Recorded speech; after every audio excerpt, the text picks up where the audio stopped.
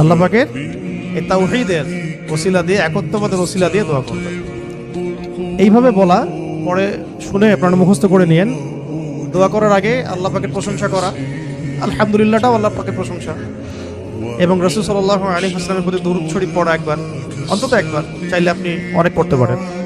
এরপরে যে বিষয়টা আপনি চাচ্ছেন তার আগে বলা যে আল্লাহুম্মা ইন্নী আসআলুকা, আল্লাহুম্মা ইন্নী আসআলুকা বিআন্নী, আগে বলে নেই, আল্লাহুম্মা ইন্নী আসআলুকা বিআন্নী আশহাদু আন্নাকা আনতাল্লাহ লা ইলাহা ইল্লা আনতা আল আহাদ আস সামাদ আল্লাযী লাম ইয়ালিদ ওয়া লাম ইউলাদ ওয়া লাম ইয়াকুল লাহু কুফুওয়ান আহাদ। সূরা ইখলাস যে জানে সে এটা সহজেই বলতে পারবে।